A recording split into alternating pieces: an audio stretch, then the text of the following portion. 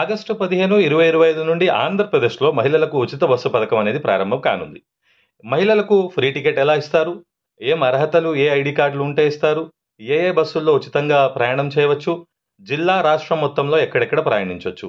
ఈ పూర్తి వివరాలు నేను ఈ వీడియోలో పొందుపరచడం జరుగుతుంది. ఒక్క సెకండ్ కూడా స్కిప్ చేయకుండా పూర్తి వీడియో చూడగలరని అడ్వకేట్ సాదిక్ షేక్ యూట్యూబ్ ఛానల్ని లైక్ చేసి సబ్స్క్రైబ్ చేయాలని కోరుతున్నాను.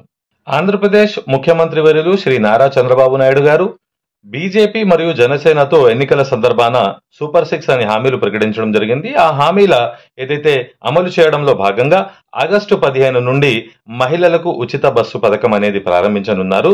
ఈ బస్సు పథకం చాలా ప్రతిష్టాత్మకంగా ప్రారంభిస్తున్నారు. ఎందుకంటే కర్ణాటక, పంజాబ్, తెలంగాణ ఈ 3 రాష్ట్రాలలో మాత్రమే ఈ పథకం అనేది రాష్ట్ర వ్యాప్తంగా మహిళలకు ఉచిత బస్సు సౌకర్యం కల్పిస్తున్నారు.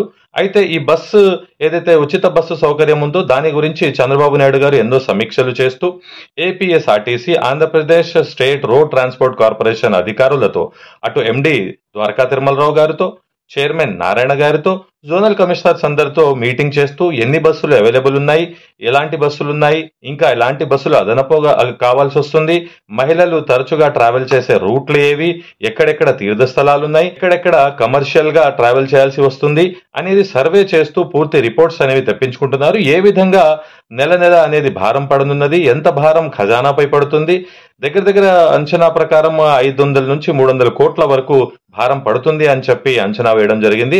అయితే ఈ మహిళలకు సంబంధించిన ఉచిత బస్సు పథకం వల్ల ఇతర రాష్ట్రాల్లో ఏ విధమైన ఇబ్బందులు తలెత్తాయో అటువంటి ఇబ్బందులు ఆంధ్రప్రదేశ్లో తలెత్తకూడదని చెప్పి ఆటో డ్రైవర్లకు కూడా, ఏదైతే ఆటో డ్రైవర్లు నిరసన తెలపడం జరిగిందో, మహిళలు ఉచితంగా బస్సుల్లో వెళ్లడం వల్ల వారికి గిరాకీ తగ్గింది, వాళ్ళ జీవనాధారం కోల్పోయి వాళ్ళ కుటుంబాలు ఇబ్బందులు పడుతున్నాయని చెప్పి నిరసనలు తెలిపిన అంశం మనందరికీ తెలిసింది. అయితే వారికి వాహన మిత్ర, ఏదైతే వైఎస్ జగన్మోహన్ రెడ్డి గారి వైఎస్ఆర్సీపీ ప్రభుత్వం ఉన్నప్పుడు సంవత్సరానికి 10,000 రూపాయలు ఏ విధంగా అయితే ఇచ్చేవారో ఆ పథకాన్ని కొనసాగిస్తూ ఆటో డ్రైవర్లకు ఏటా 10,000 రూపాయలు వారికి బ్యాంక్ అకౌంట్ లో వేయనున్నారని తెలుస్తుంది. ఏపీఎస్ఆర్టీసీ ఎండి తిరుమలరావు గారు చాలా క్లియర్ గా ఈ పథకానికి సంబంధించి మహిళల వద్ద సెంట్రల్ కానీ స్టేట్ కానీ ప్రభుత్వం నిర్ధారించిన ఆంధ్రప్రదేశ్ కి చెందిన వారు అని చెప్పి ఉంటే చాలు, ఆంధ్రప్రదేశ్ ఐడి కార్డు ఉన్న ప్రతి మహిళకు ఆంధ్రప్రదేశ్ మొత్తం ఫ్రీగా ఈ బస్సు వర్తింప చేస్తుంది. ఇంకో విషయం చాలా క్లియర్ గా, ఆంధ్రప్రదేశ్ లో ఎవరెవరైతే మహిళలు ఇతర రాష్ట్రాల నుంచి ఉన్నారో వారి వద్ద ఆంధ్రప్రదేశ్ ఐడి కార్డు కనుక లేకపోతే ఆ మహిళలకు ఫ్రీగా బస్సు జర్నీ చేయలేరు. ఈ ఫ్రీ బస్ అనేది మహిళలకు, కానీ గమనించాల్సింది ఏమిటంటే కేవలం ఆంధ్రప్రదేశ్ కి చెందిన మహిళలకు మాత్రమే.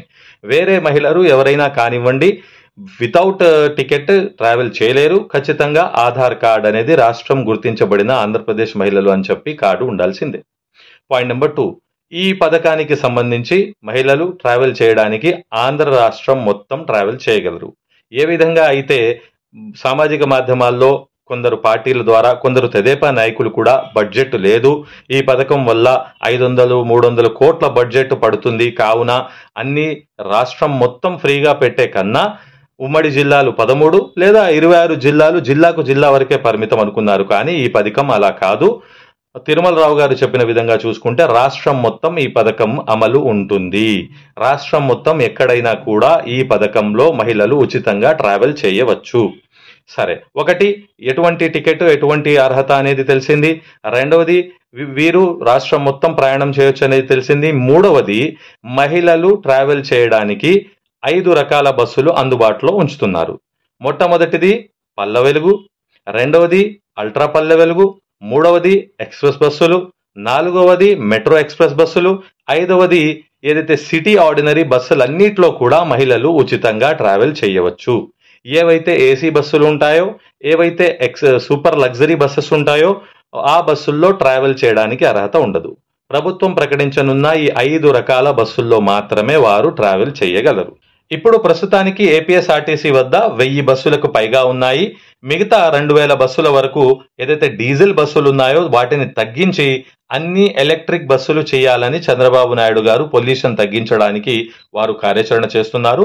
ప్రస్తుతం ఏవైతే అవైలబుల్ బస్సులు ఉన్నాయో ఆ బస్సులన్నింటిని కూడా రిపేర్స్ చేయిస్తూ రూట్ మ్యాప్ స్టడీ చేస్తూ ఎక్కడెక్కడ మహిళలు బస్సులు ఎక్కువగా సద్వినియోగం చేసుకుంటారు, ఏ రూట్ లో ట్రావెల్ ఎక్కువ ఉంటుంది, ఏ రూట్ లో ఆటో డ్రైవర్లు ఇబ్బందులు పడనున్నారు, పురుషులకు ఆక్యుపెన్సీ ఎలా, మహిళలకు 70% 80% ఆక్యుపెన్సీ ఇవ్వాలా, వీటన్నిటిని కూడా ఆంధ్రప్రదేశ్ ప్రభుత్వానికి సంబంధించిన రెవెన్యూ అధికారులు, ఆర్టీసీ అధికారులు మరియు తదితర అధికారులు పర్యవేక్షిస్తున్నారు, సమీక్షలు నిర్వహిస్తున్నారు. ముఖ్యంగా ఏపీఎస్ఆర్టీసీ ఎండి తిరుమలరావు గారు, ఏపీఎస్ఆర్టీసీ చైర్మన్ నారాయణ గారు మరియు జోనల్ కమిషనర్లు ఎంతమంది ఉన్నారో వారందరినీ కూడా కలిపి మీటింగ్లు చేయడం జరుగుతుంది. పంజాబ్, కర్ణాటక, తెలంగాణలో ఏ విధంగా అయితే మహిళలు కొట్టుకోవడం లేదా ఇబ్బందులు, ఆటో డ్రైవర్ల బాధలు ఇవన్నీ లేకుండా చూడడానికి చంద్రబాబు నాయుడు గారు సూపర్విజన్ తో పూర్తిగా ప్రయత్నం చేస్తున్నారని తెలుస్తుంది.